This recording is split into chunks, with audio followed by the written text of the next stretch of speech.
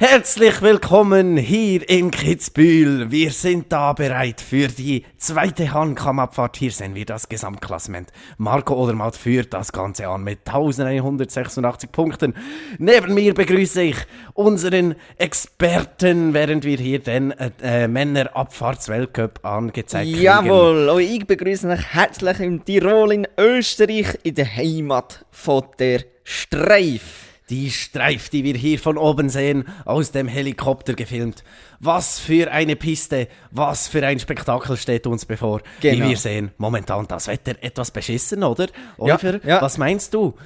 Es sind schwierige Verhältnisse. Man sieht die Bodenwellen nicht, aber egal was passiert, der heute gewinnt, der wird zur Skilegende. In diesem Wetter erst recht. Okay, dann gehen wir doch rein und schauen uns die Piste an. Der Start auf 1665 Meter über Meer und hier die erste Schlüsselstelle, Ja, Oliver. Mausfallen, 80% Quelle. Und hier dann das U-Hackerl und der Steilhang, wo es gestern schwierig war für Marco Odermatt, da hat er sich verletzt. Da musst du Tempo mitnehmen, Oh, das lange Flachstück hier über den Weg rein in die alte Schneise. Jawohl. Und was ist das hier, Oliver? Da kommen so wichtige Kurven. In Lerchenschuss rein. Da zum Hausberg, oder? Da ist es wieder flacher. Das Ja, ist genau. ja hurenschnell, da wie das geht. Kopf. Genau. Das ist dann der Zielsprung und das Ziel, das nehmen wir auch noch mit. Aber Ja, das ja. war jetzt etwas gar schnell Das zum Kommentieren. das ist eine schnelle Sache. Aber Ja. eins nach dem anderen, wir werden noch genug Zeit mit dem haben. Und wir hoffen fest, dass heute ohne Horrorstürze. Wir gehen rein in die Kamerafahrt. Ja. Jetzt hier, das ist eine spannende Kurve, das ist eine 90-Grad-Kurve. Nachher muss fallen, 80% Quelle, Joachim. 60 bis 80 Meter Sprung. Hier sind Kompressionen, die schwierigste Linkskurve hier. Nachher Törli vorbei, reinheben, gegen rechts, antriften, Tor attackieren. Sehr gut, einfach ja nicht treiben. Einfahrt, Steilhang. Und nachher... Es ist viel zu laut. Okay, liebe Zuhörer, ihr seht, wie wir uns freuen. Wir sind mitten im Steilhang drinnen und jetzt ab in den Brückenschuss und nachher in das lange Gleiterstück. Hier können sich die Fahrer noch mal in Gedanken durchgehen und vorbereiten auf all Ja. die Tücken, die noch werden kommen. Was denkst du, woran denken die Fahrer hier, wenn sie da im Geschoss sind? Ja, die sind darauf fokussiert, einfach das Tempo zu behalten, stabil über dem Ski zu stehen, den Ski laufen. Flachlegen, oder? Genau. Und Aber das sieht extrem langsam aus, hier jetzt bei der Kamerafahrt. da von ist ein Joachim gleiches Bucher. Tempo von 100 Franken. 100? 100 Kilometer pro Stunde. Hier, der Gumper, alte Schneise, da hat es Schläge drin. Man sieht hier, wie die Ski schlagen. Vor dem Seidelalmsprung, der als nächstes Das wird ist folgen. hier der Seidelalmsprung. Ein Genau. kleiner Hüpfer. Andere Jahre flogen sie da über die ganze Welle drüber. Wir erinnern Genau, uns, Beat genau. Feutz letztes Jahr. Ein sagenhafter Monstersprung. Da hat es schon beim Kamerafahrer die Ski verschlagen. Genau, Und das ist der Lerchenschuss, oder? Eine Lerche, das ist ja ein Baum. Und da fahren die Kurve, die geht um die Bäume herum. Deshalb heißt das Lerchenschuss. Vollschuss. Genau. Und jetzt kommen wir auf den Oberhausberg. Richtig. Oliver, was kannst du uns hier über den Hausberg, über diese schwierige, flache Passage in diesem Rennen erzählen? Ja, da muss man jetzt extrem einfach Fokus haben auf nämlich den Torbogen, der hier kommt. Und jetzt hier kommt der Sprung über die Hausbergkante. Und da muss man gegen rechts ziehen, rechts voll ins Ja, Tor das rein. sehen wir auch, ja. Und sobald man landet, muss man sofort umstellen, Linksschwung ansetzen. Man hat fast keine Zeit, hier noch irgendetwas gross zu reagieren. Und dann kommen wir hin in die Traverse, die ist extrem schwierig zu fahren. Der Druck auf dem linken Fuß ist hier enorm, der gegen oben hebt. Auf dem Mensch, nicht auf dem rechten? Nein, auf dem meinen linken Sie nicht Fuß. auf dem linken Fuß Ja. ist der Druck. Oh, und der Zielsprung, der ist dieses Jahr eher Genau. ein Hüpferli, oder? Genau. Das aber war nicht zu andere Jahre unterschätzen. anders. Nochmal vor der Ziellinie, die Kompressionen, die dort sind. Wir haben es ja gestern gesehen mit dem Henrik Roea oder Roa. Rö. Der hat sich da unten den Scheichen gebrochen, Ja, oder? das war nicht schön gewesen. Ja, Und das war heftig. das, ein was ich heftiger am Abflug. Anfang auch noch sagen vor dieser Kamerafahrt, wo wir sie drin gestartet ist, dass wir hoffentlich heute das Ganze werden ohne Horrorsturz erleben und ein faires Rennen dürfen sehen. Ja, richtig. Kitzbühel in Fakten. Kitzbühel selbst hat 8212 Einwohner und liegt 95 Kilometer entfernt von Innsbruck, der Hauptstadt von Österreich. Hier sehen wir die Top 10, startend mit der Nummer 6, Ryan Cochran-Siegel, der Amerikaner. Gestern außerhalb der Punkte, hier Kriech Meier, der Sieger, der grandiose Sieger von gestern mit dem Heimsieg, dem ersten Sieg auf der Abfahrt in der Jawohl. Streif. Nils Hintermann, unser Schweizer Eisen im Feuer, mit der Nummer 8 wird er ins Rennen starten. Nummer 9 ist Beat Feutz. Der Wir werden Grund, dich warum wir vermissen. da sind. Ja, Beat Eine Feutz. Fahrt zum Geniessen. Nummer 10 trägt Dominic Paris, der Seriensieger in Kitzbühel, der diese Saison aber noch nicht so in die Gänge gekommen ist. Nummer 11. Da sehen wir dann einen... der sieht aus wie ein Hamster im Helm. James Crawford. Nummer 12, meine Lieblingszahl, trägt Johan Knorre, Jawohl. der Franzose in seiner Abschiedssaison. Der ist Sechster auch im schon- Abschlusstraining. Der ist schon 42 Jahre alt, oder? Und da der Matthias Kasse, der sieht da etwas... Ja, der lächelt. Mama, es geht ihm gut. Ja. Mit der 14 startet dann Alexander Omot-Kilde, der Saisondominator mit gebrochener Hand und gestern mit viel Glück in der Zieltraverse. Ja. Nummer Der 15, Wikinger. der Mann mit Schnee im Bart, Daniel Hemmetsberger. Und das waren sie. Ja, Gewinner auf dieser Strecke 2022, Feutz 2021, natürlich Doppelsieg von Feutz. Wer könnte das vergessen? Schafft er es heute nochmals aufs Podest? Oliver, was meinst du? Wir haben 54 Sekunden, dann startet schon der erste Skirennfahrer. Gott, das geht hurenschnell hier. Ja, ich sehe wie beim Feutz. Er hat noch einmal angesprochen im Interview, dass er wird, wenn er sich wohlfühlt, alles reinlegen. Aber bei diesen Sichtkonditionen bin ich mir nicht ganz sicher.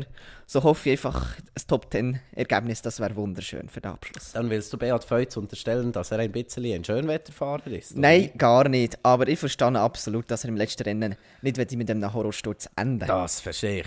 Ja, kommen wir zur Start Nummer 1. Das ist Adrian Smith Seierstedt aus Norwegen. Er belegte gestern nur Platz 43, oder? Das war nicht so hurengut. Nein, sorry. Er wurde Fünfter. War ein starkes Resultat. Und jetzt, wir legen los. Oli, nimm uns mit. Jetzt, 0 auf 100 in wenigen Sekunden. Das zweite Tor verlangt schon Unmögliches. Enger Radius gegen Pool ab im Ausfallen. Gegen Pool. Gegen Pool. Kompakt bleiben. Da ist es neblig. Jawohl, Wir sehen ja, die die Sicht Sichtbedingungen. ist nicht ideal. 101,7 km pro Stunde ist nicht schlecht. Oben bleiben, sonst muss man den Berg auffahren. Da hat es eine kleine Welle drin, die einem abhebt, oder? Da muss Ja. man damit rechnen. Jawohl. Und jetzt da war Steilhang. die Odermatt-Stelle gestern, wo er fast ausgeschieden ist. Und jetzt schauen wir aufs Tempo. Ausfahrtstempo 109,3 Kilometer pro Stunde. Das wird heute entscheidend sein. Von dem Tempo lebt er jetzt auf dieser flachen Passage, oder? Genau. Was würdest du dir jetzt denken, wenn du da der Adrian Schmischet Seierstedt wärst? Ja. Wärst du zufrieden mit dem oberen Teil? Ja, ist ja egal. Jetzt sind wir schon wieder. Da geht es schon weiter. 49,08 die Zwischenzeit nach dem Gleitstück. Ja, leichter Verschneider. Verschneider? Ja. Wo war da ein Verschneider? Du bist ja ein super Experte. Oh! G leicht auseinandergezogen, aber wieder korrigiert. Ja. Das hat nicht viel Tempo gekostet. Kommen wir doch noch kurz auf die Bedingungen von gestern zu sprechen. Viele Ja. der Topfahrer der ersten 30 waren nicht in den Punkten und dies aufgrund der Wetterverhältnisse, oder? Jawohl. Weil gestern war es lang sehr neblig und schneien und nicht so schön und zu den späteren Startnummern wurde dann die Sicht besser und die Piste schneller. Deshalb wollen sich heute viele Leute revanchieren. Genau. Ja, Adrian Smisetzer ist Jawohl. jetzt bei der Hausbergkante. Ui, Jetzt da. Umschlag, Linkskurve. Zack! Und rein in die Zieltraverse. Das war tief. Das hat natürlich runtergetan. Das kostet einfach Und Tempo da, im Zielschuss. Ausfahrt war auch nicht gut. Der ist da im Bitz der Summe geschienen, oder? Ja. Und jetzt Zielhüpferli. Ja, das ist ja kein... Also, Ja. sorry, Österreich, dann könnt ihr ja den Hügel gleich sprengen, oder? 1,58, Ja. 50. Was ist das für eine Zeit? Kannst du das Unglaublich, einordnen? Er ist Erster.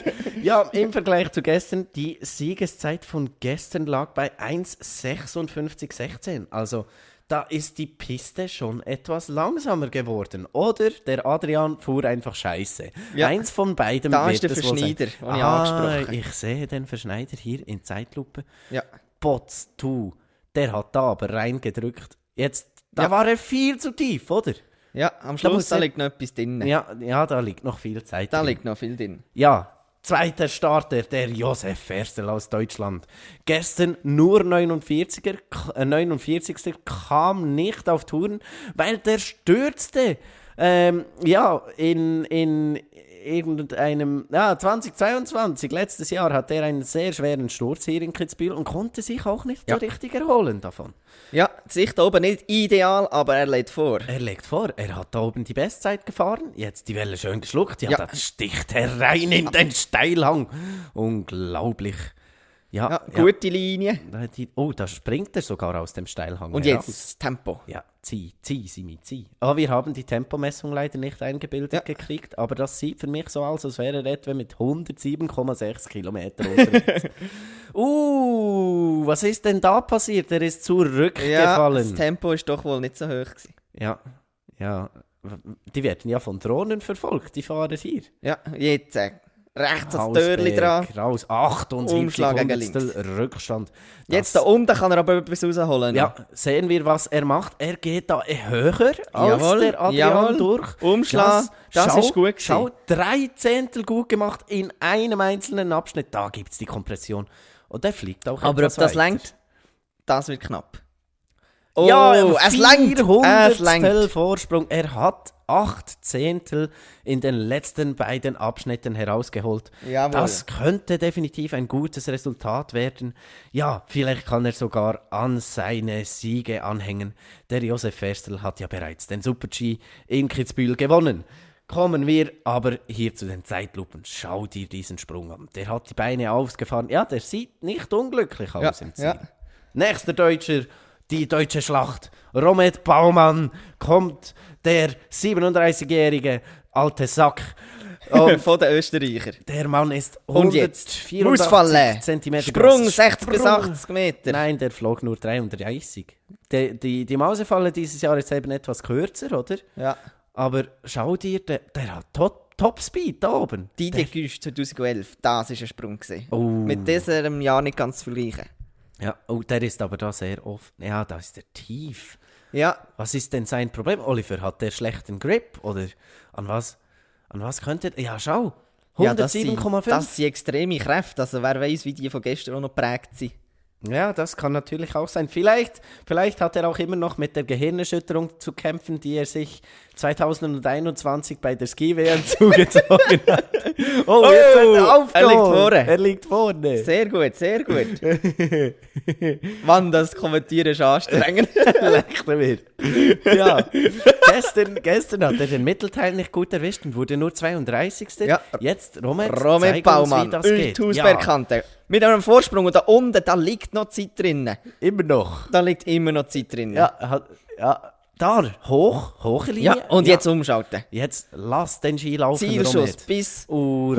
140 km pro Stunde. 139,3 Top-Speed für Top-Tempo, heute. das gibt eine neue Bestzeit. Ja, das muss es sein. Aber denkbar knapp. Denkbar sehr knapp. gut, 400. sehr gut. So, der hat jetzt Schnee im Gesicht. Und da ist er im Hexenkessel unten mit 35'000 Zuschauenden. Unglaublich. Doris Unglaublich. Becker, der ist schon gerne hier. Und Wer? Doris Becker. Boris Becker. Und er zitiert, meines Erachtens sind die alle ein bisschen lebensmüde. Oh ja. Da verstehe ich nicht. Bin ich mit ihm einig. Ja, Oli, wollen wir Bob kommentieren? Wir bleiben bei Abfahrt in Kitzbühel. Oh, die alten Herren applaudieren dem Romet. Der Romet, der war ja lange bei Österreich, wurde dann aber aus dem Kader geschmissen und hat sich der deutschen Nation angeschlossen. Jetzt Travis Ganong. Der Amerikaner startet. Er tritt, der Travis Ganong, das ist auch seine letzte Abfahrt in Kitzbühel, der wird seine Karriere... Wow! Was für ein Sprung, 42 Meter. 42 Meter, der ist ja... Vollgas, Ja. volles Risiko. Travis Ganong wird Ende Saison zurücktreten, aber Das ist Bremser. das war viel zu hart auf den Klötzen. Nein, schau, das ist Kabis. Ja, nein, das kommt schon gut. Ja, aber Speed, schau. der Speed. Speed, 109,5. Speed ist gut. Nicht die Ideallinie, aber der Speed hat er mitgenommen. Ja, jetzt sind wir bereits beim Lärchenschuss. Oh, Richtung und er liegt Hausberg. vorne. Der hat da Zeit gut gemacht. Jawohl. Im Gleiterabschnitt hat er extrem aufgedreht. Ja, der Travis Das kann er, Ganong, das kann er. der ist ein überragender Gleitspezialist. Der hat Speed, der hat Vertrauen. Ja. Jetzt attackieren. 19 das war direkt. Jetzt muss er reinstechen. Das war super direkt. Ski laufen lassen. Ja. Und da tief kommt aber ans Tor. Ab. Ja. Abhexenkessel. Das könnte länger. Ja, Travis Ganong. Immer Top der Speed. schnellste auf dem Zielabschnitt. Ja! Wow, sensationelle Fahrt von Travis Ganong. 57 Hundertstel, über eine halbe Sekunde Vorsprung hat er sich herausgefahren. Jetzt, der ist zufrieden, der Ja. jubelt. Das Ja. ist der Erste, der jubelt im Ziel. Was für eine Freude. Das ist im letzten Rennen am Lecki Kitzbühel. du mir. Das war Sensationell. unglaublich. Ja, der Mann, der von Visa gesponsert ist. Ja, schau dir das an, im Schneetreiben von Kitzbühel. So ein schöner Mann. Und die haben auf diesen Pisten so eine schöne Geschwindigkeit bis zu 140 km pro Stunde. Im So, durchschnittlich Jared Gold. 103 km pro Stunde. Jared Goldberg, die Goldkiste von gestern. Der wurde Nächste. gestern sensationeller Vierter. Auch ein weiter Flug da oben. Amerikaner. Der 31-Jährige kommt rein. Boah. Schlechte Sichtverhältnis. Aber Top-Start. Hast du gesehen, wie er Ja, da in den Schnee ja. gegriffen hat? Weit aufgezogen. Kann es sein, dass die Hand im Schnee dich ausbremst? Jawohl. Ja, wirklich. Also, jetzt, Achtung, Ausfahrtsgeschwindigkeit. Ja. 108,9, das Ja. ist trotzdem nicht top. Das ist aber ein guter Speed. Ja, der Speed. Moment, ich muss kurz ein Schlückchen Wasser trinken. Die Abfahrtshockey. Kopf Oh. frei machen für die Wo ist nächste der? Da Hürde. ist er, ja. Gleich schnell wie der Jawohl. Travis. Jetzt ist er zurück. Darf die Oberschenkel verbrennen. Bist du denn selbst da schon runtergegangen? Wieso weißt du das? Weil das ein Fahrer im Interview hat gesagt. Okay. Jetzt 1500 Stunden Rückstand. Ja, Jared, mach den Streif zu deinem Goldberg. Du schaffst das. Bisher bestes Weltcup-Resultat. Ja. Der 4. Platz gestern. Oh, Sturz! Sturz von Goldberg! In der Ui, Hausbergkante. da explodiert der förmlich. Jetzt habe ich aufs Mikrofon gespuckt. Leck du mir. Oh, Wir hoffen, es geht ihm gut. jawohl. Jared, Er hallo? hebt die Hand auf, Entwarnung. Jared? Hörst du uns? Der ist ja voll mit Schnee. Ja, Ja, sie Abflug. applaudieren im Ziel. Ich glaube, der Jared, der hat das überstanden. voller Einsatz. Boah, ja, der steht. Gott sei Dank, da sind wir froh. Ja. Wir sind gespannt auf die Wiederholung. Hast du gesehen, was passiert ist? Hat er da das Gleichgewicht verloren über dem Ski? Oder? Ich muss es gerade nochmal nachschauen. Wir schauen Jetzt, das an. er springt rein in die Ja. Zeit. Und da Und drückt dann sie ihn hinten. Kompressionen. Ja. Kompressionen. Boah, Und das ist so ein steiles Gelände. Wenn der Druck nicht auf dem linken Fuß ist, dann fliegst wenn du das Gleichgewicht verlierst, dann fliegst du nicht runter. ja. Und da kannst du nichts mehr machen. Aber es sah nach einem glimpflichen Sturz aus. Es hat ihm nicht die Knie verdreht oder Ja. etwas. Er konnte einfach als Viertel abhocken. Ja, Schau, jetzt drückt sie ihn nach hinten. Der Ski genau. greift. Kompression und... Dann verliert er den Druck über dem Ski. Und dann ist noch die leichte Welle, die aber Schläge gibt, wo sie nochmal gumpen und das Ja. man nicht viel leiden. Ja, und dann, schau doch. Der beschleunigt da runter ins Netz. Ja. Boah, jetzt. Boah, boom.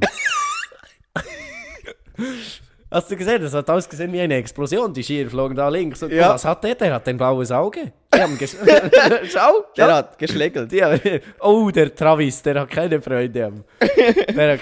Freunde hat er sicher. Schau, nochmals. Ja.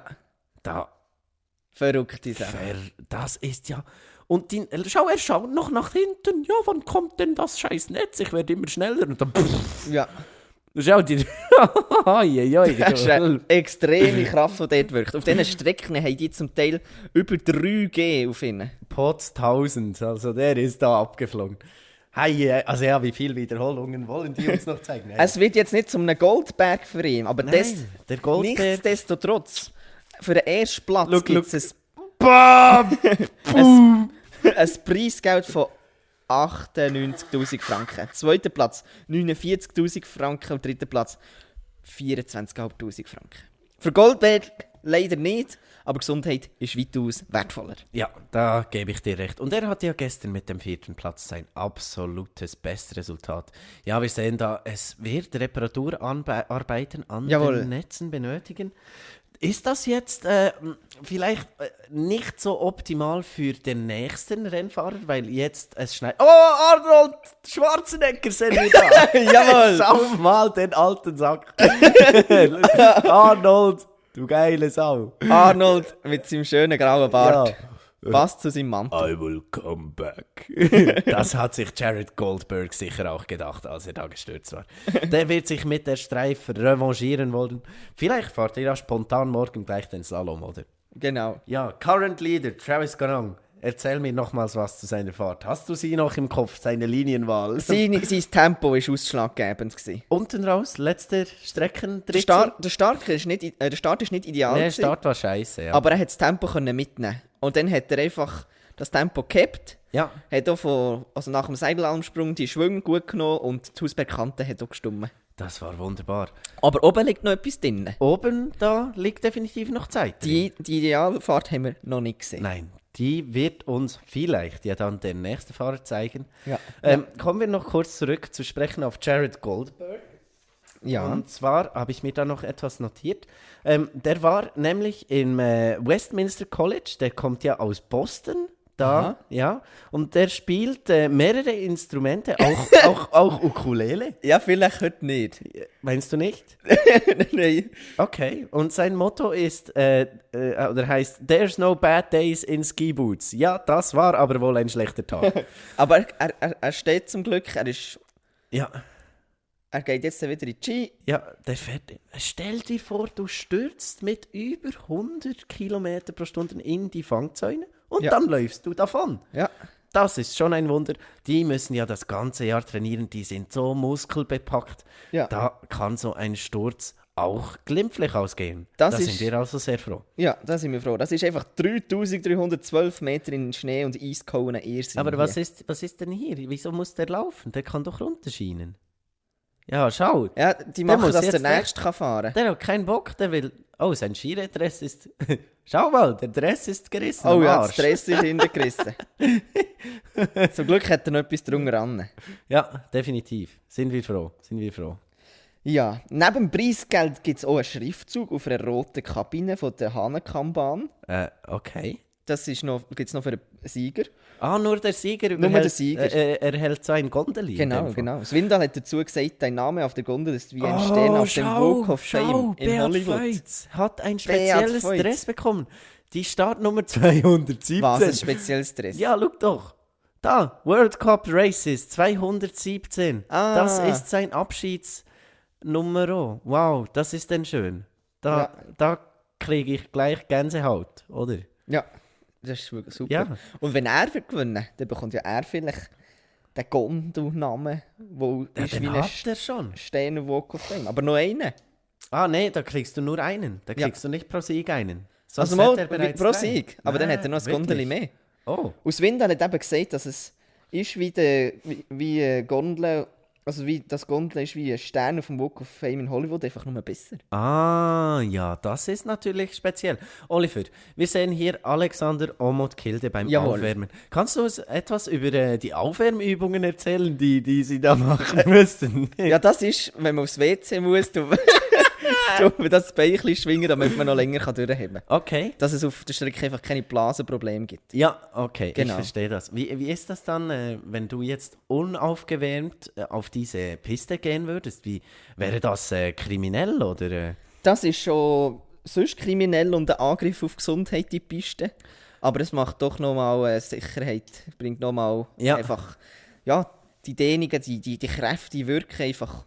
Und das kann man besser verkraften, wenn man da dehnt ist. Okay. Kommen wir doch zum nächsten Fahrer. Der nächste Fahrer in der Startliste ist der Ryan Cochran-Siegel. Wir sehen ihn hier auf dem Bildschirm. Jawohl. Der 30-Jährige aus Burlington. Burlington, das liegt in den Vereinigten Staaten. Oh, der schläft, der Travis. Schau. Oh, jetzt ist er Aufgewacht. Sally. Hey. Angst, Puls, Adrenalin, wir freuen uns. Wir freuen uns auf Ryan Cochran-Siegel. Oh, Swindal! Der ist da im Ziel. Ja, zu Ryan Cochran-Siegel, wenn du mir nicht immer reinschwatzen würdest, würde ich gerne noch etwas sagen. Der Mann, der ist in Wengen nicht ins Ziel gekommen. Der hatte dort einen Sturz, ist zum Glück glimpflich auch ausgegangen, aber Ja. wir sind gespannt, wie er damit umgehen kann. Gestern hatte er Probleme. Da war er 41. nur. Er hat den Steilhang komplett verkackt und war nicht so locker. Und der Ryan Cochran-Siegel, unser nächster Fahrer, der ist ein bisschen ein spezieller Fuchs. Ja. Und zwar fährt er in den Trainings jeweils, das musst du dir vorstellen, der fährt in den Trainings mit einer speziellen Maske wo er weniger Luft bekommt und noch mit zusätzlich abgedunkelter Skibrille. Also der macht im Training die Umstände noch schwieriger, mit dem Ziel, dass es ihm dann im Rennen leichter fällt. Kannst du dir das vorstellen? Spannend. Oh, wir haben einen Countdown, der aber stillsteht.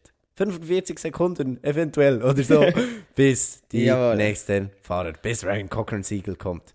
Der Ryan Cochran, der ist 1,85 groß, wiegt 86 Kilogramm und was absolut spektakulär ist, dass er 2021 in der Zieltraverse gestürzt ist. Oh. Der Mann hat sich einen Halswirbel gebrochen. Ui. Der hat sich das Genick gebrochen bei dieser Abfahrt, genau bei so einem Sturz, wie wir vorhin bei Jared Goldberg gesehen haben. Das hat ihn zurückgeworfen, der war da in aufstrebender Form, hatte auch bereits einen Weltcupsieg eingefahren. Und jetzt sehen wir, dass wir in 20 Sekunden Ryan Cochran-Siegel auf der Piste sehen werden. Wir sehen da die Longines-Uhr mit Hugo Boss und der Gemse und dem elektronisch modifizierten Starthaus. Ja, Oliver, was denkst du? Wird er Mühe haben wegen dem neuen Schnee auf der Piste? Jawohl. Wir werden es sehen. Ryan Cochran-Siegel gestartet. der erste der Top 10. Gegen Pool. Und jetzt? Oh, früh abgesprungen! Früh abgesprungen! Und jetzt, die Linkskurve muss man heben. Ja. Oh, guter Start. Guter Start. Obwohl, Travis Ganon war ja nicht so gut gestartet. Jawohl. Da, jetzt, Potz, schau dir die Innenlage Volles an. Risiko. Der zieht da einen runter. Jetzt. Ausfahrtsgeschwindigkeit. Wie viel kriegt er hin? 106,9 und jetzt wird es schwierig für ihn, weil auf dem Flachstück, da könnte jetzt Neuschnee liegen, der ihn ausbremst. Es schneit nicht viel. Ja, wirklich. Aber wenn ich da aus unserer Kommentatorenbühne rausschaue, dann sehe ich, es schneit schon. Schau. Aber wir sind 377 Kilometer Luftstrecke davon entfernt. Ja, ja, hier ist Aber weiter geht's. Er hat 4 Zehntel verloren im Gleiterstück. Die Abfahrtshockey. Oh ja. Da, aufrecht. Da fehlt Tempo. Ja. Ja, der wird jetzt ausgebremst vom Neuschnee. Oh nein, der Arme. Und Drohne verfolgt. Der ist extra aus Amerika hier hingekommen. 1 Sekunde Rückstand. Hei. Okay, Oliver, wir müssen da weiter schwatzen, weil der Ryan, der fährt hier um sein Leben. Er gibt Gas, da kommt er über die blaue Linie heraus. Jawohl. Ist das schlimm, wenn sie über die blaue Linie herauskommen? Nein, das macht gar nichts. Oh, okay. Und jetzt Hausberg, er hat aufgeholt. Und links umschlagen. Jawohl, ein guter letzter Abschnitt. Jetzt nochmal alles reinwerfen. Jetzt an der Goldbergstelle vorbei, wo er sich das Genick gebrochen hat. Und in Zielschuss. Topgeschwindigkeiten bis zu 140 km pro Stunde. Aktuelle Topgeschwindigkeit liegt bei 142,5 von Travis Ganon, aber da kommt er nicht ran. Nein, das war nicht die Fahrt des Ryan Cochran-Siegel. Er kommt hier nur auf Zwischenrang 5. Ja, vielleicht sollten wir auch unseren Hörerinnen und Hörern mal erklären, wer auf welcher Position liegt. Momentan erster Travis Ganon. Zweiter? Wer ist momentan Zweiter? Oh, Lindsey hallo! Da kriegt er eine Umarmung. Ja, das ist doch schön. Das neue Traumpaar. Keine Zeit für Statistiken oder wer auf welchem Rang ist. Vincent Kriechmeier. Der Sieger von gestern. Legt er wieder eine Fahrt hin, die so ruhig war wie gestern? Aber ich muss fallen. Ja, schön. Früh in der Hockey. Ja, nicht der weit gesprungen. 31-Jährige aus Lienz in Österreich. Das sieht gut aus. Ein guter Start von Vincent Kriechmeier. 30 Hundertstel voraus. Ja, und ruhig. Er ist ja bekannt als Katze des Ski-Weltcups, weil er so einen ruhigen Fahrstil hat. Der kommt nicht in die Bredouille. Da, ja, schau dir. Das gibt neuen Topspeed. 109,8! Jawohl! 3 Zehntel nimmt er mit aufs Gleiterstück. Schauen wir, ob ihn der Neuschnee auch ausbremst. Ja, da, schön. Ja, super. Tiefe Hocke, oder? Er hat verloren. 3 Zehntel. Verloren. Ja, Vorsprung ist weg. Jetzt, über den Sprung, jetzt kommen kleine Schläge. Auf 4 Zehntel Rückstand. Das wird jetzt wohl aufgrund des Neuschnees sein. Schläge akzeptieren. Das ist jetzt wirklich Schläge akzeptieren. Einiges. Oh, er haut wieder auf. 800 hat er aufgeholt. Jetzt auf den Das Oberhausberg. Tempo läuft wieder. Ja.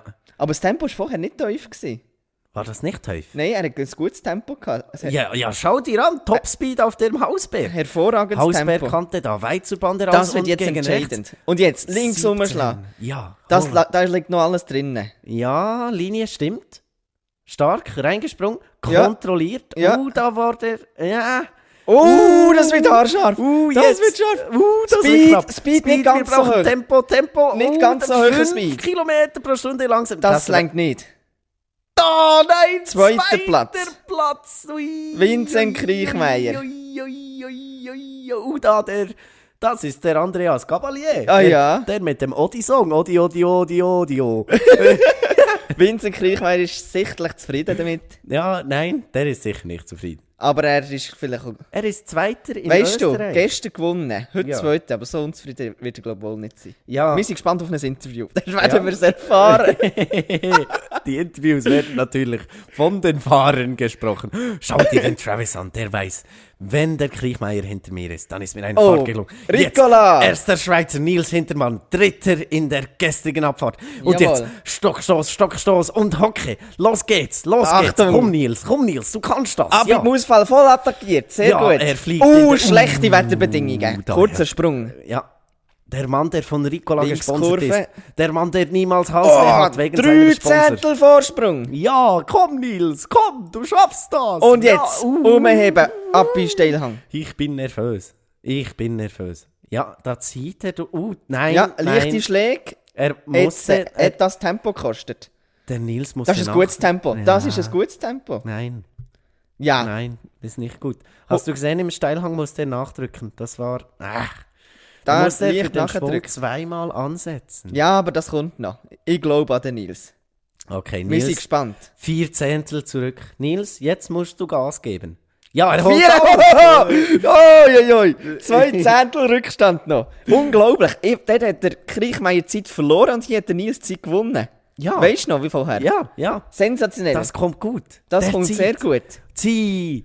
Und jetzt Jetzt. Hausberg für Nils Hintermann. Schön, 900 Umlegen. Ja, und das Gewicht hat er, dass er den Speed Oben mitnehmen kann. bleiben. Ja, schön. Hohe Linie. Das gibt Tempo in Zielschuss. Super. 3 Zehntel zurück. Jawohl. Trotzdem jetzt Schlussspurt. Nils, komm, zünde den Turbo. 138,9 Tempo, auch tiefer. Nein, das reicht Keine auch nicht. Bestzeit, aber 3. Rang, 4. Rang, schade. 4. Rang, momentan Kriechmeier 2. Jawohl. Romet Baumann auf dem 3. Platz und 4. Nils Hintermann. Ja, er zeigt sich trotzdem zufrieden hier im Ziel. Ich glaube, heute können die Fahrer auch einfach zufrieden sein, Ja. wenn sie es ins Ziel schaffen. Eine gute Leistung auch nach gestern. Absolut. Ich hoffe, unsere Kameras laufen weiterhin und zeigen uns das Spektakel hier in Kitzbühel. Und jetzt Feuzbühel, danke Kaiser Beat. Ja, das sehen wir bald. Der Abschied von Oh, Beat Feuz. nämlich jetzt. Die letzte Fahrt von unserem wunderbaren Schweizer Skihelden Beat Feuz. Beat, wir wünschen dir alles Gute auf deiner letzten Fahrt. Und jetzt, er sticht heraus. Das ist ein Hühnerhaut-Moment. Er hat schon 3 Zehntel Vorsprung Jawohl. im Starthaus. Letztes Mal rausfallen. Und ein schöner Sprung, wie wir es kennen von Sensationell. Beatli. Gutes Ja, Tempo. komm, das machst du gut, Bub. Ja, Vollgas, Beat. ja Beat. 3 Zehntel vorne. Schön, schön reingezogen. Da. Jawohl, nicht so fest verschlagen. Ja, das macht er gut. Das kann Volle er Steilhang. einfach. Leichter Verschneider, aber alles gut. Schau, ob das Tempo gekostet. Unser Olympiasieger auf dem Weg. Er ist natürlich motiviert, möglichst schnell ins Ziel zu kommen, weil da seine Frau wartet. Nicht schlechtes Tempo. Ja, stimmen die Zwischenzeiten? Wir hatten jetzt schon 3 Zehntel Vorsprung. Da ist er jetzt zurückgefallen. 25 Hundertstel Rückstand für Beat Feuz auf seiner letzten Fahrt. Und wir haben hier bei uns einen Spezialgast im Studio. Und nämlich ist natürlich auch Panda dabei, wenn Beat Feuz seine letzte Fahrt macht. 3 Zehntel hinten. 3 Zehntel zurück. Ja, Beat, komm, drück noch das letzte Würstli Kraft aus dir heraus. Das kommt super. Ja, Beat. Vollgas. Beat, nein, also wir kommen fast die Tränen. Das ist eines meiner Kindheitsidole auf seiner letzten Fahrt. Jetzt, Jawohl. letztes Mal Hausberg für Jawohl. Beat Feuz. 36, oh, ein weiter Flug. Ja, schön, reinziehen. Du machst das super, Beat. Ja, Ja, Hoch! Oben ja. bleiben. Oh, leicht gegen oben gedrückt. Ja, komm Beat! Ja, aber das ist eine gute Fahrt. Das war super. Der Mann, der leistet hier auf seinen letzten Metern im Weltcup Tempo eine ist nicht so hoch. Superfahrt. Aber das ist doch eine gute. Beat Feuz Leistung. auf Zwischenrang 7. Ja, das war's mit der unglaublich schönen Karriere von Beat Feuz. Was für ein Bravo. Moment. Frau und Kinder im Ziel. Ja, da ist er. Und jetzt gibt es eine Menge Applaus. Beat Feuz wird hier direkt empfangen von Nils Hintermann. Bravo, Mit- Beat Feuz. Ich muss sagen, das macht mich jetzt schon wirklich emotional. Dass Ja. der Mann das Leben, das er bis jetzt dahingelegt hat, Olympiasieg, Weltmeister in der Abfahrt, zweifacher Vater, große Verletzungen, eine emotionale Karriere hat er hinter sich. Ja. Wir verneigen uns vor Beat Feuz, dem unglaublichen Mann. Hast du gewusst, dass der dieses Jahr zu Ochsensport gewechselt hat und dann tritt er zurück mit dem neuen Sponsor? Oh, da geht's schon weiter. Beat Feuz kriegt hier keine solidarische Zeit. Scheiß Österreicher. Im Interview werden wir noch hören, aber jetzt ist Dominik Paris. Dominik Paris. Über die Mausfalle gekumpelt. Der hat schon 3-mal in Kitzbühel Vollangriff, schau das an. Schau Bots. das an. Boah, eine halbe Sekunde Vorsprung. Ja, weißt du weshalb? Der Sieg ist 100 Kilogramm schwer, Ja, oder? Er ist eine Maschine. absolut ein richtiges Päckchen. Der isst vor jedem Rennen 2 Kilo Beef Jerky. Der schneller im Ziel ist. Eine halbe Sekunde. Top Nein, Speed. nein. Top Speed. Das glaube ich ja nicht, oder? Und jetzt Dominik in Paris. das Gleiterstück hinein. Im Gleiterstück. Der 33-Jährige hat aber auch Zeit verloren. Er liegt nämlich jetzt zurück. Jawohl. Ja, hier in der Kitzbühel-Abfahrt, jetzt Oberhausberg. Ja, Kurve schön. Kurve nochmals schön. Das ist gut. Das war Tempo eine ist hoch. super Linie. Schau, er kommt auch nicht so weit heraus. Ausbergkante. Jetzt. Oh, Gleich gleich auf. schnell mit Travis Gleich Kanon. schnell. Jetzt. Jetzt. Oh, das war ist die Entscheidung. gewesen. Uff. Das ist knapp gewesen. Da hätte er noch das Gleichgewicht behalten auf der linken Seite. Die das halbe war Sekunde hat das gekostet. Die holt er nicht mehr auf da unten. Nein, Gestern 5. Was wird es heute für ein Resultat? Ja, Top 10 sollte es noch länger. ja, der fährt noch schneller als der Beat Feuz. Es sind ja Auf nur sein- 10, aber also Top 10 sollte es ja länger. Ist ja- Du hast heute Logik mit dem Suppenlöffel gegessen. Dominik Paris ist wahrscheinlich nicht ganz zufrieden. Nein, Hätte nein. der Schnitzer nicht gemacht, hätte das die neue Bestzeit können geben, weil sein Tempo ist deutlich höher gewesen im gesamten Streckenabschnitt. Ach du Scheiße. Ja, der Mann ist halt auch noch nicht so da, wo er sein wollte. Hatte diese Saison nicht den optimalen Start. Fuhr bereits 2-mal außerhalb von den Punkten, außerhalb von den besten 30. Aber jetzt kommt der neue, aufstrebende Kanonenkugelmensch. Der Hamster. Der Hamster. Der kanadische Hamster James Jack Crawford. Sein Spitzname ist Jack. Der ist bereit für seinen ersten Weltcup-Sieg. Sprung. Gestern wurde er aber nur 38. Und ja, der hat dann vom Mittelteil weg, hat er viel Zeit verloren. Aber jetzt schauen wir an, was er da machen kann. Und wir haben noch keine ideale Fahrt gesehen. Oben drinnen, dort liegen einfach Hundertstel drinnen. Jetzt müssen die Leute einfach das noch runterbringen. Und Ja. mit dem Tempo. Unten raus war der Travis Ganon stark. Jetzt der James Crawford, der zieht und zieht. Jawohl. Schau, aber Tempo niedrig. Tempo, ja, das wird nicht 5 länger. Kilometer pro Stunde verliert er da auf Travis Ganon. Die Fahrt von Travis Ganon gewinnt hier immer mehr an Wert. Jawohl. Jetzt, Das ist uff. Eine Und da- Sekunde wo ist der? Rückstand. Da muss etwas passiert sein. Ja, da haben wir nicht alles gesehen. Der James Crawford, der ist bis jetzt in fast allen Rennen diese Saison in die Top 10 gefahren und jetzt verliert er da einfach eine Sekunde im Bildschnitt. Da haben wir nämlich nicht mitgekriegt, was passiert ist. Nein, jetzt Schwungansätze das war müssen ein stimmen. Schluder. Ja, jetzt komm. Ja, ansetzen, Jawohl. durchziehen. Hausbergkante. Ja, schön, schön. Umlegen. Und noch ein Bremser. Ja. Na. James, das... Nein, das Wie- kannst du besser. Ja, da muss er nochmal fast Ja. bergauf. Ja, James Crawford und die Streif, das ist noch nicht eine Nein, Freundschaft. Tempo ist tief. Ja. Obwohl, vielleicht hat er auch noch etwas zu kämpfen, weil er dieses Jahr in Wengen im Super-G einen fürchterlichen Sturz hatte bei 140. Ja. Ja, und der macht einen direkten Ausgang. Hä? Schau da, Lindsey Vonn und Ryan Cochran-Siegel. Ich habe gemeint, der ist mit dem Travis Ganong hier, aber... Ja, schau. Ist Lindsey Vonn da noch mit dem Golfer zusammen? Nein, der Tiger Woods, Tiger Woods und Lindsey Vonn, die sind nicht mehr zusammen, weil Tiger Woods immer auswärts gegangen ist. Jetzt, Jean Claret, letztes Mal auf der Streif für den 42-Jährigen. Der alte Sack stürzt aus dem Starthaus Richtung Mausefalle. Oliver, übernimm für mich. Jawohl, während Lindsey Vonn weiter auf Partnersuche ist im Kitzbühel, haben wir hier Jean Claret. Der Mann mit guten Leistungen im Abschlusstraining 6. Und jetzt im oberen Streckenabschnitt wieder vorne wie die letzten Fahrer. Kann er das runterbringen? Ja, wir hoffen es. Gestern in der ersten Abfahrt war er 18. Stabile Fahrt, muss man sagen, aber das letzte Risiko, das hat er nicht eingegangen. Ja, jetzt tiefe Wie Abfahrt sieht es heute aus? Er nimmt... Ja, schau dir den Topspeed an. Das ist gut. 110,3 km pro Stunde. Er gibt Vollgas. Wie sieht es aus? Im Tiefflug wie ein Düsenjet. Wo ist er? Da Schau ist er. dir das Halbe Sekunde. Wow, der Oldie Die aus Franzosen, Frankreich. die holen wieder etwas.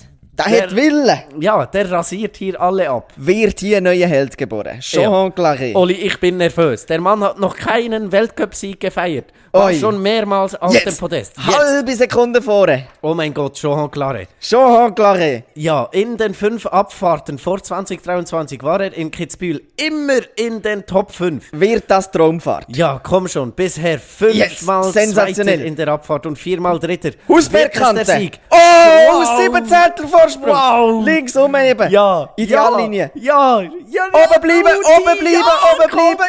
Zielschuss. Das muss Und die Tocke. Das ist die Fahrt. Immer noch eine halbe Sekunde Das, Vorsprung. das ist ein gutes Tempo. Ja, komm, Ja, komm schon. das wird- ja, schöner Flug. Das wird nochmal knapp, aber das könnte länger. Ja. Oh, Jean Claret! Super Bestzeit. Super Fahrt. Unglaublich. Schau dir an. Sensationell. Der alte Mann, der hat ja kaum mehr Kraft zum Jubeln da unten im Ziel. Wir entschuldigen uns, oder ich entschuldige mich beide für Übertönung, aber sensationelle Wir Fahrt. mögen hier ins Mikrofon uns Und geben. das noch bei dieser Sicht. Schau dir das an. Schau an, der ist ja da im Blindflug. Hei, hei, hei. Jean Claret. Schau mal, ich habe das Blatt zerknüllt. Das sind pure Emotionen hier. Unglaubliche Fahrt von Jean Claret. Der kommt Panda. Grösster Respekt. Wir packen hier die Hütte voll. Ja, und da. Alexander Kilde macht noch Toilettenübungen. Der nächste am Start. Mattia Gasse. 5. Leg im los. Abschlusstraining. Und gestern? Gestern? Nicht einmal in der Top 15. 17.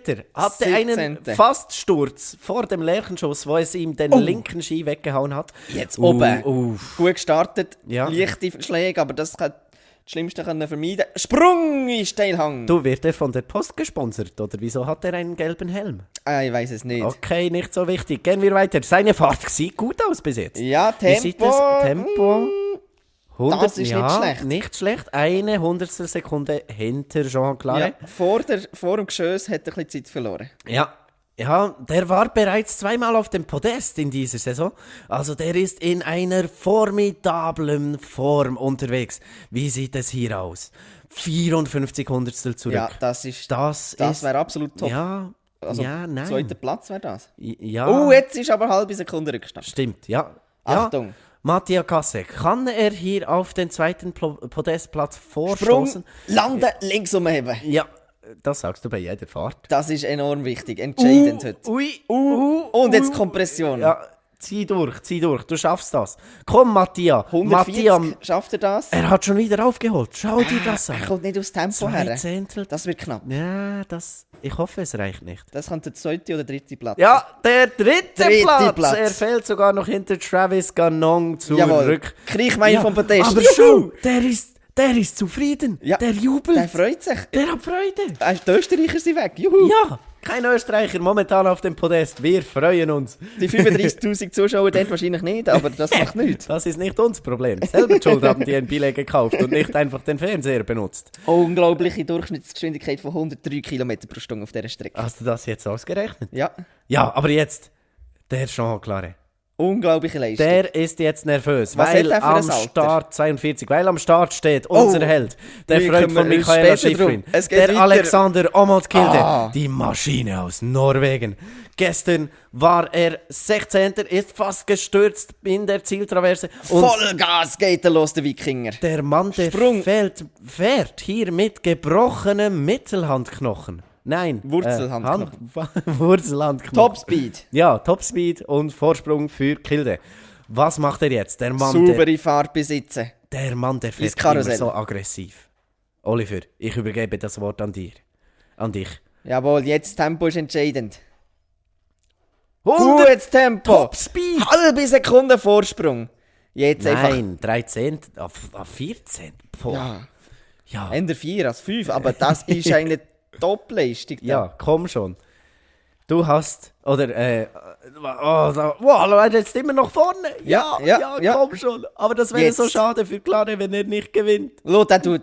Ja, Dörli nicht attackiert. Nein. Er lässt den Sheila laufen. Ja, jetzt komm schon, Kilde. Du kannst das. Jetzt attackiert er wieder. Pass auf deine Hand auf. Gib Gas. Der Gewinner der letzten leicht raustrifft. Abfahrtsgesamtwertung. Voll gegen rechts gezogen. Jetzt. Und jetzt? Immer noch mit Umschlag. Vorsprung. Immer noch mit Zieltraverse. Vorsprung. Schafft er es Oh. sauberer als gestern? Das ist gut.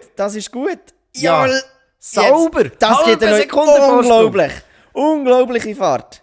Komm schon, Kilde, du schaffst das. 141, das ist neuer Absolutes Topspeed. Top-Tempo. Das geht eine neue Bestzeit. Schau dir das an. 67 Schau Stunden dir Vorsprung. das an. Alexander Omotkilde. Der Mann aus Norwegen. Das ist der Sieg. Nein, Das würde ich schon fast Das würde ich sagen. noch nicht unterschreiben. Das ist eine sensationelle Fahrt. Kommen gewesen. noch weitere Fahrer hier nach unten. Das Aber ist die Norweger schwer zu verdient. toppen. Die sind am Jubeln. Jetzt Alexander Omokilde. Das kann Das- niemand besser, das kann nicht der Kilde besser. Du kleiner Bernhard Russi, du. Schau, im Schneegestöber fliegt er hier über den Hausberg. Unglaublich. Was für eine schöne Bildeinstellung. Und der wir hat das hier noch sehen. leicht ausgesehen. Ja, ja. Das ist gelaufen, der Ski. Unbekümmerte Fahrt von Kilde. Note Volles 6 für den Risiko. Servicemann. Ja. Jetzt Bartli Daniel Hemmetsberger. War Dritter in Kitzbühel im letzten Jahr. Was sehen wir heute von ihm? Er geht los Richtung Mausefalle und springt da ins Verderben rein. Schöner Weiterflug von ihm. Der Jawohl. 31-Jährige aus Österreich jagt auch seinen ersten Weltcupsieg in der Abfahrt. Oben schon leicht hinten, da hat der Kilde jetzt wirklich einfach oben auch viel rausgeholt. Ja, das ist so. Hast du gewusst, der ist beruflich ein Zollbeamter? Der Kilde? Nein, der Aha. Daniel da. Das habe ich nicht gewusst. Ja, Das hat er mir noch dachte nicht ich mir. erzählt. Und jetzt ist aber hinten drin. Tempo ist aber gut. Ja, der Mann, der Daniel Hemmetsberger, der ist auf Fischer unterwegs und wir hoffen natürlich für ihn, dass er sich das nächste gute Ergebnis fischen kann hier. Aber das sieht nicht so aus. Oliver, was ist da passiert? Ja, das ist das Tempo. Du sagst immer, es ist das Tempo. Könnte es auch sein, dass er da falsch gefahren ist? Das Tempo ist nicht schlecht, nein. Was? Das Tempo ist nicht entscheidend. Da ist irgendetwas, was wir nicht sehen Ja, vom Fernsehen. ja, Da vielleicht. ist, das sehen wir nicht. Das ist irgendein Abschnitt.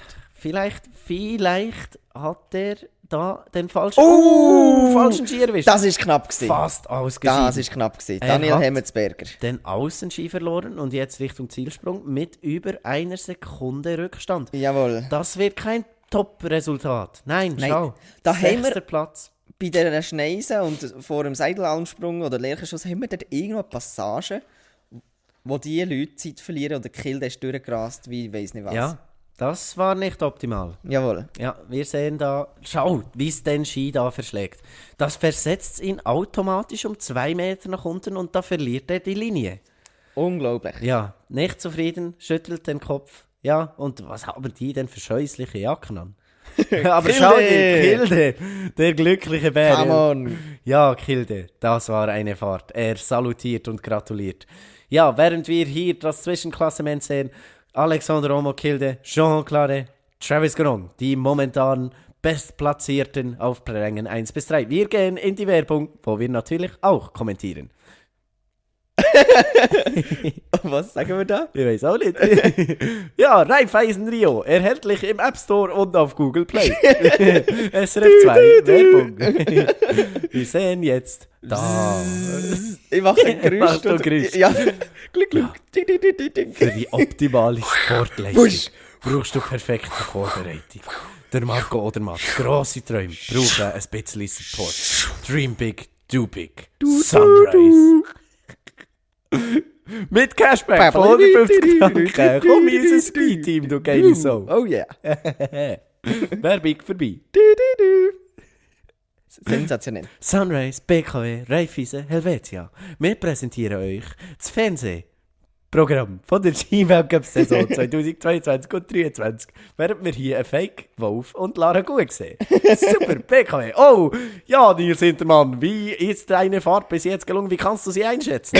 Ja, das war also nicht schlecht gewesen. Ja, der obere Streckabschnitt hat mir eigentlich gefallen. Dann aber unten nach am Hausbekannte, dort hatte ich einen Verschneiden gehabt. Und hat es mich ein bisschen weit runtergedriftet im Zielschuss. Ja, da ist echt Tempo verloren gegangen. Und ja, die 140 vom Kill habe ich nicht herbekommen.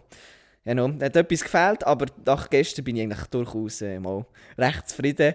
Und kann damit leben, jetzt halt heute mal, ja, hoffe, Top 10 liegt noch drin, aber das Podest nicht. Aber gestern, das war halt schon sensationell gewesen. Also die Freude überwiegt.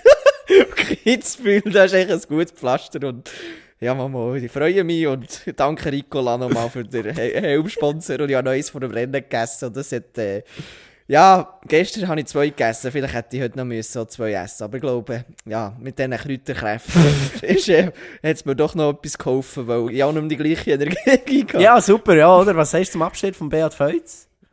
Ja, danke. Das war ein viel zu langes Interview. Während da Nils Hintermann noch Rede und Antwort stand, sind wir auf der Fahrt von Stefan Rogentin.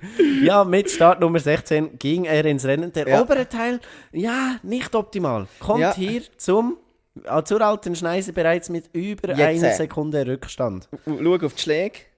Mhm. Was hast du gesehen bei den Schlägen? Ja, ist gut gegangen. Ja. Ja, hat schön genommen. Ja, aber hier ist nochmal das Gleiche. Das ist. Was? Ja, der Schlag da habe ich gemeint. Hast du gesehen? Ja, ich habe ihn gesehen. Da hat es einen Schnee verschnitten. Das ist schon mehrmals passiert. Stefan Rogentin, der Mann ist leider an der Grippe erkrankt und etwas geschwächt unterwegs heute. Darum ist vielleicht auch der Rückstand etwas zu begründen hier. Wir hoffen, der kommt ganz ins Ziel. Ja, der Mann, der konnte ja letztes Wochenende seinen ersten Top Speed. Oh, schön, hast du mir da reingeschnurrt. Das habe ich ja voll verpasst, dass der da Top Speed hat. Ja. Ja, aber hat nicht aufholen können. Jawohl, aber jetzt Hausbekannte. Nochmal alles geben. Komm, Rogentin, komm schon. Ja, aber nein, das ist... Ja. Nein, das reicht nicht. Das wird nichts mit den Top 10 heute. Ja, Leider Rogentin nicht. wird seinen Podestplatz, den er in Wengen herausgefahren hat, hier und heute nicht wiederholen können. Ja. Aber es ist trotzdem eine solide Fahrt. Er ist gesund im Ziel. Und ja, da kann man drauf aufbauen, oder? Absolut. Wie viele Fahrten hast du gebraucht, bis du da in Kitzbühel in die Gänge gekommen bist? Ja, das ist eine lange Geschichte, aber ja, also desto mehr, desto besser. Also da bist du eigentlich nie ganz drauf. Also das kann man jetzt so nicht sagen. Okay. Ja, während wir hier die Wiederholung noch sehen von Stefan Rogentin, der da ziemlich spektakulär über die Hausbergkante gesprungen ist, kommen wir bereits zum nächsten Fahrer, Florian Schieder. Der Mann von gestern. Florian Schieder, der sensationelle Zweite von gestern. Ja, aber da steht Matteo Marsaglio in dem Fall nicht am Start. Weil der wäre mit der Nummer 17 gestartet und hier sehen wir schon die Nummer 18. Ja, Florian Schieder, der sensationelle Zweite von gestern. Der legt voll los. Kann er das Resultat wiederholen? Olli, das ist ja noch ein relativ unbeschriebenes Blatt. Jawohl. Erzähl mir doch, was du bis jetzt von ihm gesehen hast. Ja, letztes Jahr habe ich mit ihm noch gesprochen und der ist einfach gut drauf. Der ist jung, der hat einfach Mut. Der hat hast Willen. Du ihn denn getroffen? Ja, im Skihütli. Après-Ski.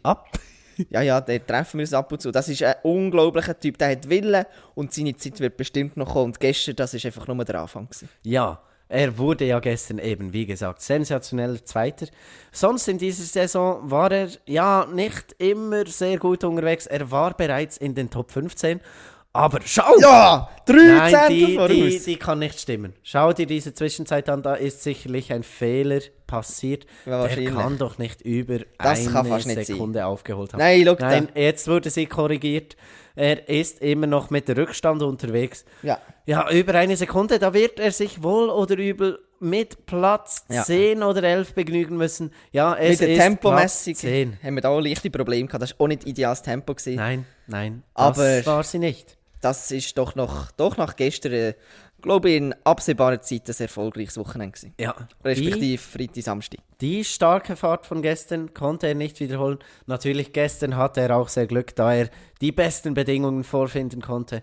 Aber jetzt gehen wir weiter zu Ottmar Striedinger, der Dritter war in Kitzbühel in der Abfahrt im Jahre 2019. Komm, Ottmar, du kannst das wiederholen.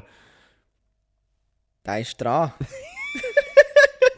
Oh, Grosser, hoher Sprung, Ja. aber nicht weit. Also bei dieser Sprungmessung bin ich im Fall auch nicht immer sicher, ob das stimmt. Das Nein. werde ich da ein bisschen kritisieren. Aber ein guter Start. Ja, komm, mach deine Partnerin Carina stolz. Sie wartet sicher unten im Ziel auf dich. Ottmar Striedinger, der hat gute Leistungen gebracht. Im Abschlusstraining im 3. Ja, und gestern war es starker 14. Weil mit dem 14. Platz, also die ersten, keine Ahnung, irgendwie 20 Fahrer waren innerhalb von einer Sekunde. Also das war ein extrem knappes Rennen gestern. Und er war nur 0,8 Sekunden hinter der Bestzeit. Ja, Ottmar Striedinger, was sehen wir heute von ihm? Er ist da mit etwas Rückstand unterwegs. Ja. Aber besser als Ski laufen lassen. Schieder vor ihm. Jetzt kommt er hier zum Hausberg. Die Linie passt voll drauf. Voll, ja, da kommt er weit nach draußen. Ja, jetzt, nein. das ist nicht ideal gewesen. Nein, da geht er viel zu weite Wege. Jawohl. Aber jetzt kommt er da sehr eng auf die Zieltraverse hinzu. Jetzt Sprung hinein. Ja, boah, schau, wie es die Skis da Jawohl. verschlägt. Ja. Letzter Abschnitt war nicht schlecht gewesen. Das Geräusch müssen wir noch erklären. Ich musste wieder... Ottmar Striedinger, 6. Platz. Starker 6. Platz. Starker Abschluss. Ja, zwei Zehntel hinger Vincent Kriechmeier. Aber Oh, von Kräften gerade umgeflogen. Timber! der ist einfach umgeht. Ja. Ja, super, Ottmar Striedinger. Ganz gut gemacht. Hä? Vielleicht auch noch wichtig zu erwähnen, der Didier Güsch. Er ist mit 5 Abfahrtssiegen Rekordhalter auf der Streife. Und bei seiner Premiere hat er gesagt, wäre er am liebsten wieder rückwärts aus dem Starthäuschen rausgegangen. Und er sagt, du musst den Berg respektieren, aber doch jedes Mal angreifen. Ah, okay. Oh, schau da, Zeitlupe. Vom Sturz. Ja, Alexander Omokilde kriegt da Umarmungen von einem alten Mann. Ja. Wir wissen nicht von wem. Und als nächstes kommt da Thomas Dressen. Vom Papa. Der Gewinner der Abfahrt von 2018. Jawohl. Er stürzt sich ins Geschehen, der 29-Jährige aus Garmisch-Partenkirchen in Deutschland. Ja, hier kommt er, der Mann mit 5 Abfahrts-Weltcup-Siegen. Kann er heute einen Abfahrtssieg wieder machen? Oh, guter Start vom Dresden. Du wirst herumgeworfen von oben bis unten, beschreibt Thomas Dresden die Achterbahnfahrt-Erlebnis von 2018. Ja, Gut unterwegs ist er. gestern hat sich starker können heben. 13. Fast an Odi erinnert von gestern. Das ist Ja. ein gefährlicher Abschnitt dort. Aber der Mann, der ist noch auf der Suche diesen Winter. Er Das hat hat Tempo seine Form gekostet. noch nicht gefunden. Sein bestes Resultat ist der 8. Platz in Lake Louise. Ja, aber du, der kommt schon. Er war ja auch dieses Jahr noch verletzt, hat sich eine Oberschenkelmuskelverletzung zugezogen. Und jetzt muss er da einen Rückstand von über 1,3 Sekunden wieder wettmachen. Ja. Ja, meinst du, er schafft das noch, der Das, Deutsche? Sturz! Was? Sturz, Thomas Nein, Dresden. nein. Das ist... Thomas, nein. Da hätte er Steht vielleicht er? nicht mehr mögen. Ah, Thomas, bitte steh Er bewegt ja, sich. Ah, Thomas, bitte steh Ja. auf. Da sieht man den Schnee, der neben draussen liegt. Was ist da passiert? Was ist hier geschehen? Da verschlägt ihm die Ski.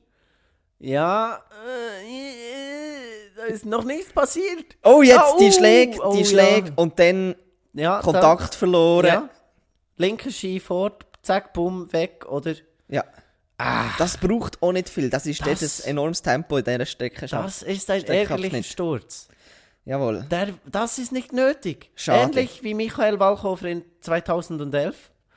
Aber ja, er steht, er fährt selbst ins Ziel. Ja. Wir sind froh, ist da nichts Schlimmeres passiert.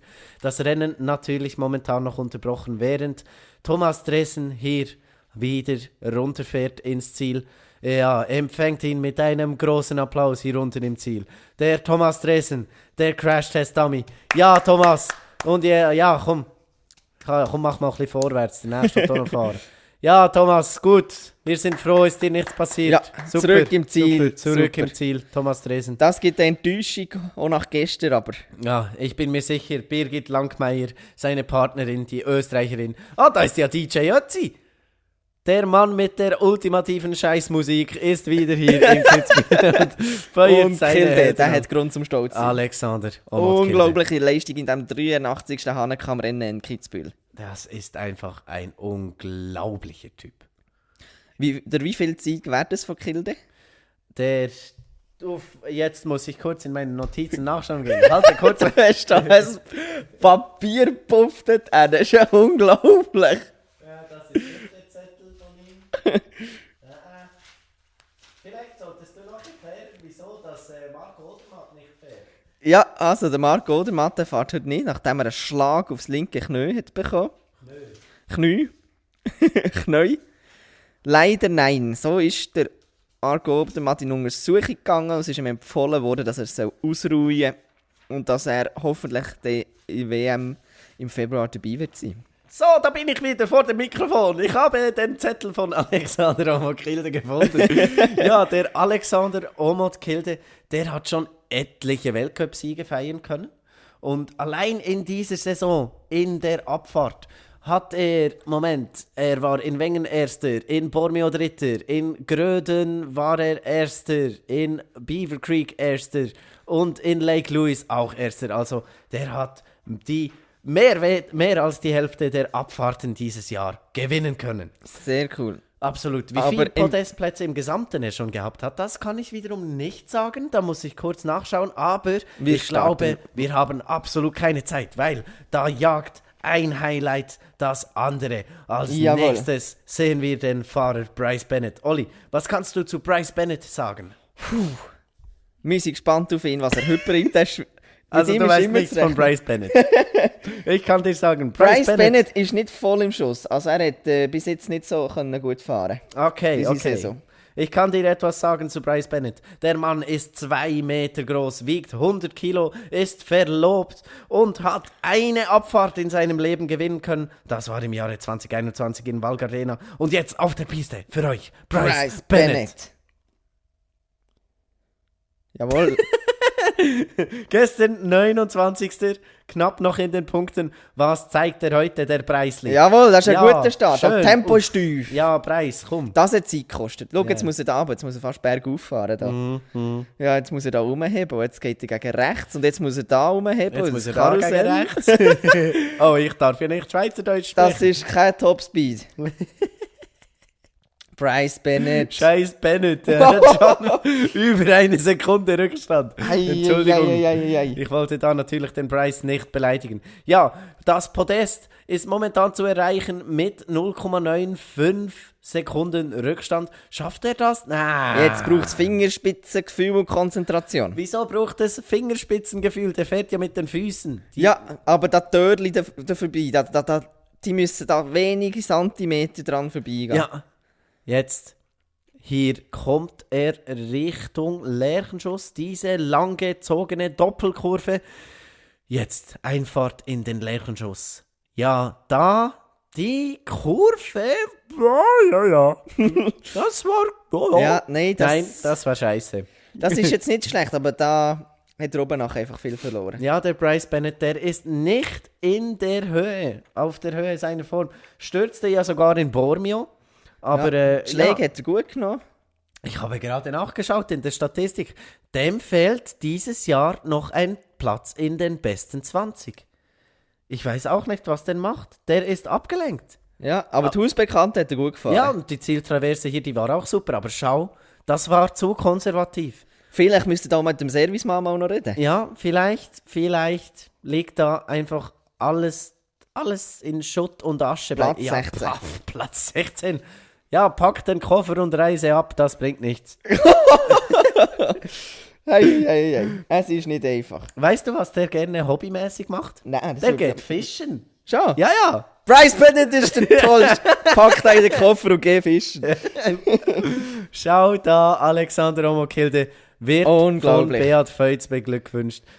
Also Das nicht ist so eine tolle Stimmung hier in Kitzbühel. Mausfallen, Karussellkurve, Steilhang, Seidelarmsprung, Traverse, die Namen der schwierigsten Streckenabschnitte sind einfach Musik in den Ohren der Fans.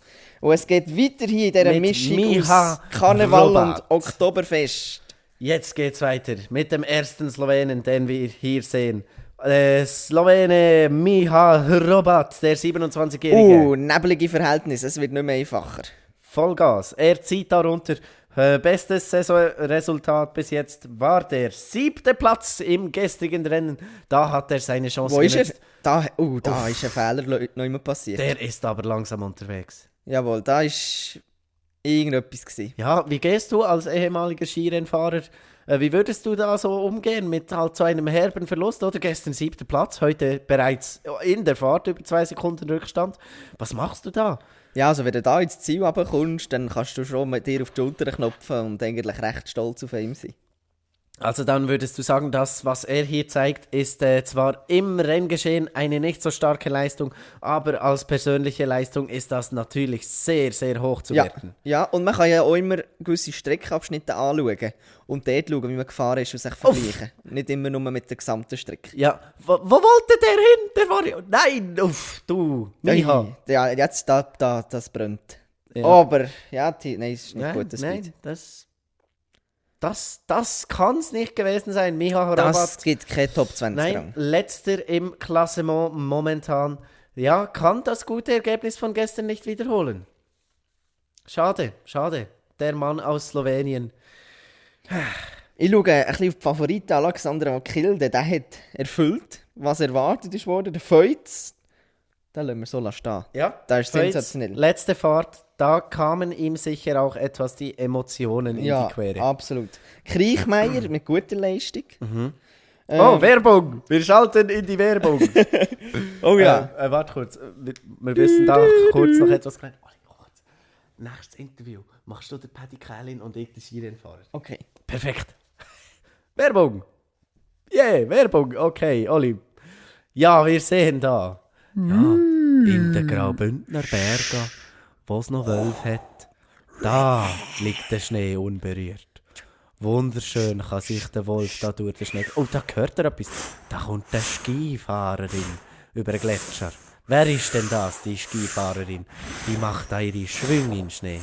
Der Wolf macht sich parat für Angriff. Aber es ist Lara gut und die will er nicht angreifen. Mehr Nachhaltigkeit mit BKW. Super. Oh, wer mag Ordermatt? Ja, mit Sunrise, da geht braucht's alles besser. Wenn der Töpfli Ski schiessen. richtig gut wachs ist. Und Fanny Smith, ja, dream big, do big. Schönreis, hure geil. Ja, und... Ja, ich bin da mit dem, wer ist das? Rogentin. Wie ist es gegangen bei dir? Was sagst du zu deiner Fahrt? Ja, du warst noch recht gut gewesen, oder? Ich habe ein bisschen Grippe, bin ein bisschen verkältet, aber ja, im Großen und Ganzen bin ich zufrieden, oder? Die Streife ist einfach nicht meine Piste, ist ein kleiner Saumohren, aber ja, es macht schon Spass. Ja, super. Und jetzt, was ist eigentlich so auf dem Menü, wenn man vor so einer Abfahrt geht, was isst man da? Ist das eigentlich entscheidend? Was ist eigentlich Ja, das Beste? Schnitzel, Pommes frites, oder? Wir sind da in Österreich. Manchmal auch ein Big Mac aus dem McDonald's. Aber ja, manchmal musst du halt schon ein bisschen schauen, weil je nachdem, was du isst, musst du halt dann entweder ein bisschen mehr aufs WC. Oder das ist nicht gut, wenn du dann während der Fahrt müsstest bisseln, oder? Aber ja. Okay, seid ihr auch zufrieden oder würdet ihr noch Sachen ändern jetzt im Nachhinein? Oder? Ja, was ist jetzt euer Tagesfazit? Ja, ich würde sagen, ich würde viele Sachen ändern, ich würde schneller fahren, ich würde gewinnen, wenn ich das könnte, aber ich weiss einfach nicht wie, darum, ja, lassen wir es einfach sein. Okay. Wieso lacht ihr? Ja, okay. Ja, merci vielmals. Momentan unterwegs Dominik Schweiger nach dem grandiosen Interview mit Stefan Rogentin. Unglaublich, der Mann ist wortgewandt. Ja, wir legen hier los. Der Dominik Schweiger, der hat diese Saison schon 2 Stürze gehabt. Einmal ist er in Val Gardena weggerutscht in der ersten Abfahrt. Tempo und tief. in Bormio hat er den Ski verloren. Olli, was denkst du, wie ist das Selbstbewusstsein von Dominik Schweiger Ja, nach 2 Stürzen? Diese Saison ist nicht so hoch.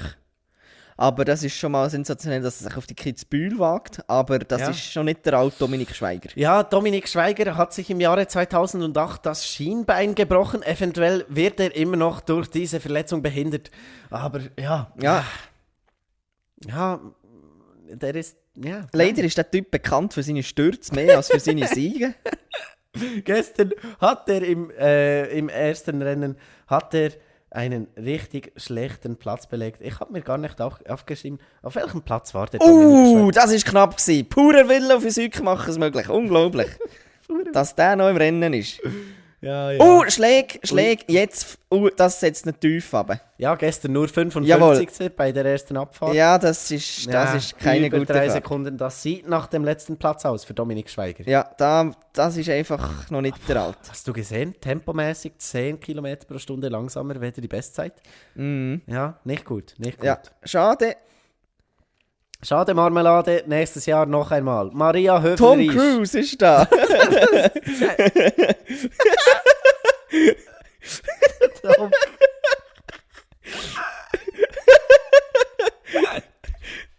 Ich glaube, das war nicht Tom Cruise. Doch, das ist Tom Cruise. Es war Tom Cruise. Von der Mission Unmöglich. Vincent Kriechmeier gratuliert und Kilde. Ja, auf welchem Platz ist Kriechmeier momentan? Ich glaube im 5. Platz, wenn ich mich nicht irre. Ja, Österreich wird heute nicht zufrieden sein. Und ich muss auch sagen, der nächste Fahrer, der könnte hier noch etwas reißen. Christoph Innerhofer. Jetzt. Bekannt für seinen unglaublich interessanten Fahrstil. Und gut zu sehen in diesem Wetter mit seinem Neonhelm. Ja, von Valentino Rossi hat er diesen Helm gekriegt. Jetzt Richtung U-Hackerl unterwegs. Und jetzt schier reinstellen. Guter Start von Christoph Innerhofer. Hohe Linie. Ja, zahlt sich die hohe Linie aus? Mit Sprung in Steilhang rein. Ja, Da treibt es dann leicht runter. Ja. Du bist ja ein richtiger Spezialist. Ja. Einer der besten. Hohes Tempo. Ja, das Tempo schau. ist nicht schlecht. Wenn wir jetzt das vergleichen am Anfang, das wäre Top-Geschwindigkeit. Ja, aber jetzt hat er verloren. Stetiger Zeitverlust. Ja, immer am gleichen Ort. Ja. Da ist irgendetwas dort drin, wo der Kilde gemacht hat. Da müssen wir im Interview dann noch fragen. Ja, den fragen wir gleich. Ja. Im Anschluss. Oh, jetzt. Ja, Richtung Zieltraverse. Nimmt da etwas raus. Ja. Hohe Linie. Da macht er sich auch gross. Also, das ist, andere sind da in der Hockey mehr durch. Das war nicht so aerodynamisch. Der Abfahrtsweltmeister von 2013. Ja, das Tempo ist leider auch tief aufgrund von Aufbäumen. Ja, im Ziel Zwischenplatz. Das ist leider nichts. 15 mit 2 Sekunden Rückstand. Ja, da weiß er auch nicht so recht, was falsch war. Es war nicht seine Fahrt, ist nicht sein Jahr. Der alte Mann mit 37 Jahren, glaube ich. Der ist schon 37 Jahre alt. 38 meine ich, ja. Ja, das war nichts. Aber Leider er ist nicht. immer noch der große Stolz von seinem Skiclub von Sciatori Fiamme Gialle, während wir hier Arnold Schwarzenegger im Gespräch sehen mit Lindsey Vonn. Ja, Lindsey, auf deiner Partnersuche kann dir Arnold sicherlich helfen. Als nächster Andreas Sander. Andreas the Sender Und das ist aus Deutschland. Jean Claret ist mit 67 Hundertstel auf dem dritten Rang, das ist 95 Hundertstel. Also für aufs Podest, da liegt noch etwas drin. Ja, da hat es noch viel Platz. Vielleicht ja für Andreas Sander, der 33-Jährige aus Deutschland. Oh, schau! Was für ein Start! Fantastisch. Der beste Deutsche, 7, Romet Baumann, 1,52 Rückstand. Das könnte er packen. Ja, der Mann, der Andreas Sander, der kann ja Abfahrt. Der war in 2021 war der Zweiter in der Was für eine Leistung! Der Skiweltmeisterschaft in Cortina. Ja. Sensationell. Ja, immer noch. Der Skilauf, der hat Speed. Über 1 Sekunde Rückstand. Das kommt noch. Ja, gestern 15. Heute, was wird es im Ziel zeigen? Kann er da noch aufholen? Das ist jetzt die große Frage. Tempo ist leider da dir ins tief. Viertel. Komm schon, Andreas. Ja. Ja. Jetzt wird das knapp. Das muss eine perfekte Ja, da liegt aber immer noch in den Top 10. Das heisst, wie viel Rückstand Das hat? ist extrem knapp. 1,56, Josef Ferstl, 10. Platz. 1,56, das wird wohl nicht reichen mit dem Speed. Nein, der fällt noch zurück auf dem untersten Da Streckenteil. ist deutlich Zeit verloren gegangen. Ja, Aber sogar- es liegt etwas drinnen. Ja, Es liegt noch etwas drinnen. Es liegt ein Sensationspodest noch in der Luft. Ja, Kilde, Vielleicht. unglaubliche Fahrt. Vielleicht ja mit unserem nächsten Fahrer, mit Martin Čater aus Slowenien. Bester Während wir hier- Schweizer, aktuell Platz 9, Nils Hintermann. Ja, das wäre ein nicht so gutes Teamresultat für die Schweiz. Ja, Aber heute steht ja auch Marco Odermatt nicht am Start. Deshalb ist das gut erklärbar. Ja, Martin Čater, der Gewinner der Abfahrt von Val d'Isère Was? im Dezember 2021. unglaublich. Was zeigt er uns? Hier, oberster Das Streckenteil. hat gut ausgesehen. 44 Hundertstel, aber bereits zurück. Ein schlechter Start von Martin Čater. Schwierig. Kompression überstanden. Ja, da verschlägt es im Chilo, die Ski sind unruhig. Ja, die sind unruhig, extrem. Ja, der ist auch Nein, wirklich. diese Saison, ja, bisher bestes Resultat, 21. in Beaver Creek in den Vereinigten Staaten. Aber nein, das wird auch heute nicht reichen. Ja. Das kann ich dir jetzt schon sagen. Ja, das wird schwierig. Der schleicht da durch die oberste Passage und kommt mit 1,7 Sekunden Rückstand schon zum Lerchenschuss. Das ist happig. Ach, der 30-Jährige, der wird es wohl nicht mehr packen in seiner Karriere. Der wird vielleicht noch super Papi, aber vielleicht nicht Kitzbühel-Sieger. Super, der zukünftige Superpapi unterwegs. Ja, Ja, Super Daddy, come on. wenn ja. wir da hinten auf die Rangliste schauen, haben wir noch bei Dominik Schweiger 3 Sekunden 75 Rückstand. Also der letzte Rang wird es nicht sein. Stefan Rogentin 2,65. Ja, 19. Platz. Stefan Rogentin. Ja, hinter Stefan Hinter Rogentin. Stefan Rogentin. Super, im Duell der Pfeifen. Natürlich wollte ich da nicht so respektlos sein. Sicher nicht. Arnold Schwarzenegger im Gespräch mit Alexander Omot-Kilde, während Lindsey Vonn hinter Arnold Schwarzenegger auf die Umarmung und Münchis. Ja, und des er hat ihm Superhelden auf die Hand geschaut. Die reden über die Hand. Ja, ganz sicher. Ganz die sicher. gebrochene Hand immer noch ein Thema bei Alexander Omot-Kilde. Absolut. Ja. Schau da, so Lindsey ein Vonn schönes hat den Bild. Partner gefunden. Ja, Lindsey Vonn und Arnold Schwarzenegger. Das neue VIP-Traumpaar. Und wer ist das links? Martin Küssel. Martin Küsel, der Grüsel. Der Abfallmann. Und jetzt, der nächste wird schon Schlachtbank geführt. Jetzt gibt es kein Zurück mehr. Wer ist der nächste Fahrer? Erzähl mir etwas über ihn. Cameron Alexander aus Kanada. Während der da in die Mausefalle reinspringt. Der kommt von Vancouver. Ja, Er hat kein Gewicht und keine Größe. aber die Bestzeit im obersten Streckenteil. Unglaublicher Ja, Start. sensationell. Konzentrier dich jetzt aufs Expertensein. Ja, komm schon. Weltcup-Debüt 2019, Ja, 3 Jahre später. Der Jetzt. Speed hat ja, das ist gut. Das ist schon sensationell. Jetzt kommt wieder die Stelle, wo die Leute einfach Tempo verlieren. Jetzt ist er auch schon durch. Schau jetzt! Unter einer Sekunde da. Ja, aber das ist gut. Ja, das ist gut. Das ist super. Der liegt da auf einem Top-10-Platz. Sehr gutes Tempo. Ja. Cameron Alexander. Jetzt dranbleiben, Ja, umschalten. das kommt gut. Das kommt super. Der zieht da einen Jawohl, runter. jawohl, der ist hoch. Oh, jetzt leicht aber driftet noch. Eins, ja. Ins Hockey, klein machen, klein Schau, machen, klein zieh machen. durch, Top 10. Das muss eine Rangierung. Das gibt das Top 10 Ergebnis. Das gibt ein Top 10 Platz. Ja, sechster Platz. Starkes Resultat. Unglaublich. Knapp hinter Kriechmeier, genau gleich schnell wie Ottmar Striedinger und der ballt die Faust im Ziel. Unglaublich. Besser als Crawford, der abgeschnitten ist auf dem Absolut. 21. Platz hinten. Cameron Alexander, der junge Mann mit 25 Jahren, den werden wir in der Zukunft sicherlich noch mehr sehen. Ja, voller Einsatz. Da. Unglaublich. Und da haben wir einfach wieder Leute, die nicht jetzt bei den Favoriten auch dabei sind, die einfach rauskommen und rausstechen. Ja. Und jetzt, Maxence Musaton Wird aus der- Frankreich. Auch er. Oh, il est très formidable, oui, il conduit le ski comme professionnellement. Oi! Oh, Lesuchi! Leckt Mamma mia, was für ein Sprung! Riesensprung. Das ist noch was mit Vorwärtslage. Ein guter Start. Und wird er das nächste wundervoll bringen? Hier hat er verschnitten, das kostet Tempo. Ja, der Mann, der hier jetzt runterfährt, bestes Resultat in dieser Saison, Platz 11. Kommt Jetzt. da noch mehr? Oh, daher? ja, das ist ein Tempo, das er hat. Aber das schlägt zum Scheiden um. Aber das ist ein Tempo, das er hat. Der will sich natürlich für sein schlechtes Resultat von gestern revanchieren. Gestern war er lediglich auf dem 36. Platz aufzufinden und jetzt zieht er da rein in den leeren Schuss. Schaut mir vor, das sind 1,5 Sekunden Rückstand. Aber Ja, da muss er zu unten alles geben, sonst wird das knapp. ich frage kurz die Nathalie, wie es aussieht. Ja, ich glaube, es ist momentan eher ein bisschen schwierig für einen Maxence. Der hat immer noch damit zu kämpfen, dass er noch ein bisschen Trainingsrückstand hat. Oh ja. Okay, danke Nathalie für die Zwischenschaltung. Vielen Dank. Ja. 2 Sekunden Rückstand und unterdessen jetzt Hausbergkante. Wow. Ui, ja, das kostet noch Nein, eine halbe Sekunde. Das war kritisch. Das Das sehr, gibt leider- sehr kritisch. Knapp wahrscheinlich kein Top 20 Ergebnis. Oder das könnte noch länger. Top 20, ja, das wird knapp. Nein. Nein. 23. im Ziel.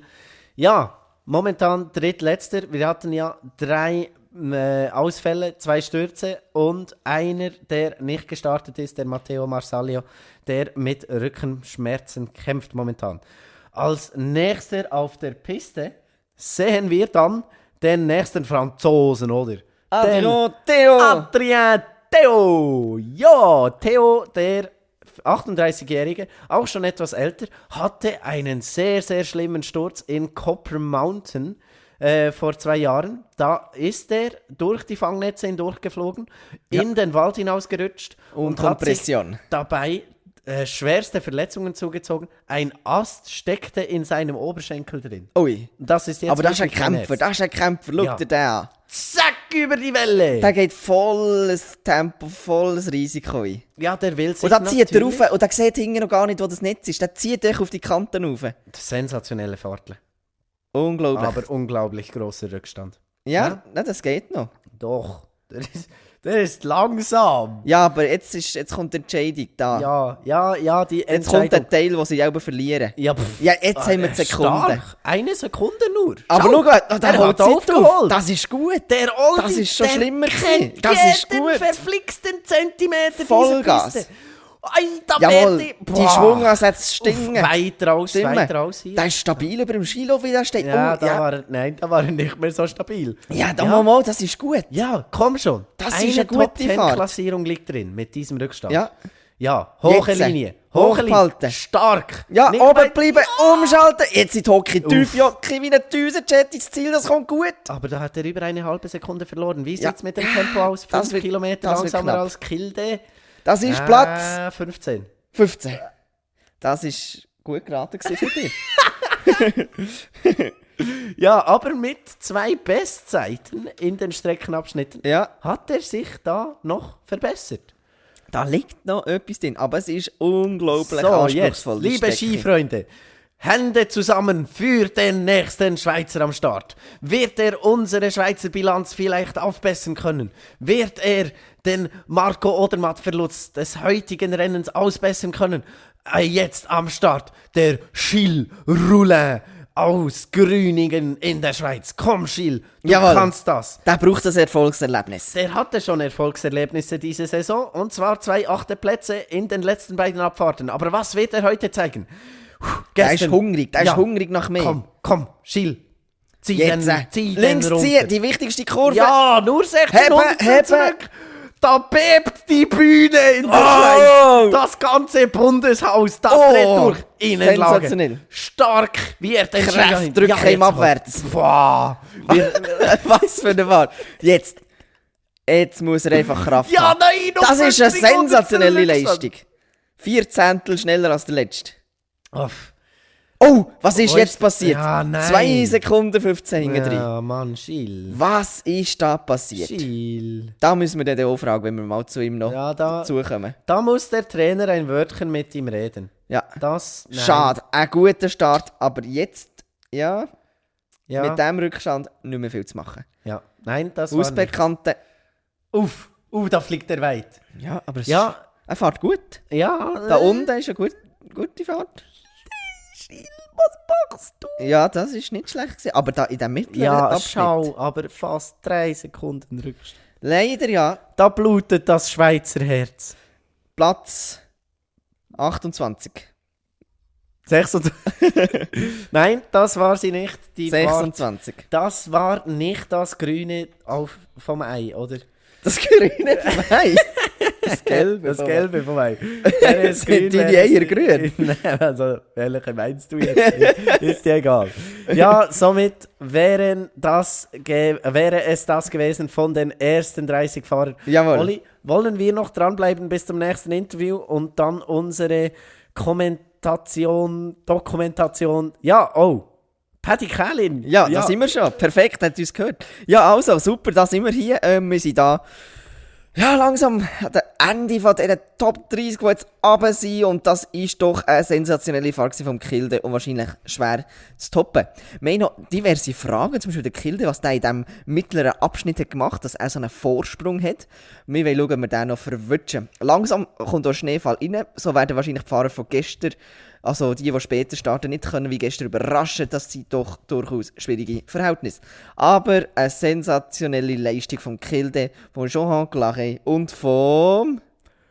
Drittplatzierte Travis Genong, der jetzt da bei uns im Interview ist. Ja, Travis, how was it? How did you like the Yeah, strife? it was really great. I was really nervous, but I was going down. Then I forgot everything. I was just so focused on this track, and I had a good feeling, and I had conflicts this morning, and it was just amazing to be here. And it was my last race, so I want to give everything to my fans. I want to thank my whole staff at Atomic. Yeah, great. What do you think about Beat Feuz today? I was better than him, that has to be said, but yeah, he was in the past very good, especially in Wengen. I am proud of him. He's a good guy. I don't really understand anything he says, but he's good, so I respect him, and it was a pleasure to be here at his last race. And yeah, I will I will eat a fondue with him one day, who knows. Yeah, and what do you want to say to the Swiss people? Yes, I don't care really about the Swiss people. They are okay. I rather have Kitzbühel here. I'm better than in Switzerland, but it's very difficult there. It is cool, but the snow this year that was pretty crap. It was not much snow, and here it's a little bit better. But yes, altogether the Swiss people are very important for the sport, and I do like them, and really they are great. But America's just great. Make America great again. Okay, thank you very much. Okay, Travis Genong, have a good Bye, day. thank you. Asshole. Ja, der Travis Ja, Genong, der Travis. das ist ein Amerikaner halt, Auf oder? dem 3. Platz momentan. Unglaublich. Aus dem Lande der Big Macs und Pommes frites. Ja, der hat mich heute wirklich überzeugt. Und der Was? Nils mit der Allergie ist unterwegs. Ja, komm, wir sprechen noch kurz über Travis. Wir können dann auf den Nils Alleg zurückkommen. Aber ich glaube, der Travis, der hat hier in seinem Karriereherbst wirklich nochmal eine super Form gefunden. Ja. Ja, du hast ihn ja etwas verfolgt, den Travis. Ja. Kannst du uns kurz seine ganze Karriere etwas beschreiben? Ja, der Travis, der ist in Amerika aufgewachsen, in Texas, der dort die Wüste ist. Das hat keinen Schnee dort, der hat zuerst mal wegziehen. Das ist natürlich schon recht krass gewesen. Der ist in die Rocky Mountains schienen. Ja. Und dort hat er einfach gute Leute gehabt. Aber es ist natürlich, weil man jetzt wieder vergleichen, wenn der jetzt einen Ort hat wie der Odermatt hier in der Schweiz, und so Trainer, und wo die Skifahren kann, wer wüsste, was aus dem Travis gegangen ist worden. Aber was der hat geleistet von dem, was er hat, mit diesen Kapazitäten, von dem Ort, wo er ist, da kann man ihm nichts vorschreiben, und das ist eine unglaubliche Karriere schlussendlich. Ja, da stimme ich dir absolut zu. Ja, während wir hier Nils Alleg sehen, wie er da noch ins Ziel fährt mit über 2 Sekunden Rückstand, deshalb haben wir den auch nicht so stark im Blick gehabt. Ah, er ist auch hinter Rogentin, die Pfeife. Sehr gut. Kommen wir doch noch kurz zu unserem Schweizer Nationalhelden an unseren heutigen 21. Januar 2021. Beat Feuz natürlich. Was wollen wir noch über Beat sagen? Beat, ich danke dir für all die Skimomente. Der Kugelblitz, der uns immer hat überrascht. In Wengen wirst du eine Legende immer sein und es ist ein herber Verlust für den Schweizer Skisport. Ja, der Beat Feuz. Vielleicht sehen wir ihn ja in Kürze auch noch in einem Interview. Da wir nicht vom SRF sind, sondern vom BRF, vom Bärenbrütsche Radio Fernsehen. Oh, Bestzeit! Oberster Abschnitt, Cyprien Sarrazin. Ja, Sarrazin, der ist ein wichtiger Mann, der war erst im Abschlusstraining. Wobei, man muss sagen, dass er hat alles gegeben, wo die anderen noch haben, ein paar Schwünge gemacht zusätzlich. Ja, der war im gestrigen Rennen war er bereits Zehnter. Ja. Ja, und schau dir das an. Eine Top-Leistung vom Der Sarrazin. ist eigentlich Riesenslalom-Spezialist. Ja, aber jetzt hat er verloren. Ja, aber das ist nicht viel verglichen mit dem... Jetzt... Sturz! Das hat nicht gut ausgesehen. Ski auseinander. Das ist... Nein. Oh. Das ist eine dumme Stelle zum Fallen. Hoffen wir ganz, ganz fest, dass dem Sarrazin da nichts passiert ist. Was macht er? Der singt. Der sitzt im Schnee und singt. Der Sarrazin steht. Er steht auf den Beinen. Möge da alles gut sein. Airbag ist aufgegangen. Ja. Aber ich habe vor allem Angst gehabt um die Knie, um die Beine. Wow. Der Typ sollte vielleicht heute noch abhocken, bevor er so aufsteht. Was hat er da gemacht? Sofort sind da Haufen Leute da, sehr vorbildlich vom Kitzbühel. Ja, wunderbar. Wir sehen da, die Sicherheit des Fahrers ist allzeit Nummer 1. Aber jetzt schau da, Gleichgewicht verloren. Dann was passiert? Der rechte Ski beißt. Ja, das sind Kanten. Unglaublich, wie das zieht, oder? Dann macht er einen Blättler. Und dann über... Zum Glück hat der linke Ski losgelassen, sonst ja, wäre das übel geworden. Ja, das war die Rettung gewesen. Boah. In diesem Schneegestöber fast nichts gesehen und dann prallt er auf im Netz. Schau, da bewegen sich die Netze, ja. Oh, jetzt sehen wir es noch aus einer anderen Perspektive. Er kommt da reingefahren, dann kommt die Kompression und es... hebelt ihn aus. Das ist brutal. Und dann geht das so schnell. Unglaublich. 1999 zerschellte die Karriere vom Olympiasieger Patrick Ortlieb tragischerweise an der Hausbergkante. Er ist nie mehr wieder Ski gefahren. Oh, Scheiße. Boah, der Aufprall in die Netz. Schau. Da fliegt er aus dem Netz heraus. Unglaublich. Das wird er morgen sicherlich noch spüren. Ja, da ist wahrscheinlich mehr blau als etwas anderes. Ja, das wird morgen eine Dafalgan- und Ibuprofen-Kur geben. Und ein Ricola von Nils Hintermann. Ricola. Ja, schau, er fährt sogar ins Ziel. Sarrazin. Wirklich. Wir sind unglaubliche Leistung. Schade, gute Fahrt, war gut unterwegs bis zum Hausberg. Skibrille ist kaputt. Ja. Ja, das ist ein tapferer Mann. Ja, der hat Mut bewiesen. Grosser Respekt. Blutet etwas im Gesicht. Hoffe, es ist nicht allzu schlimm. Für Ottmar Sarrazin. Cyprien Sarrazin. Als nächster Mose. Sam Morse, der Amerikaner. Noch ein junger Athlet, den wir jetzt sehen, unterwegs mit Fischer. Ja, er springt in die Mausefalle hinein. Jetzt muss ich sagen, ich bin nicht mehr so gut informiert. Die Informationen, die ich habe zu seiner Fahrt, sind lediglich, dass er Amerikaner... Oh, Sturz! Was? Sturz! Oh! Ui. Da hat er sich verschnitten und dann...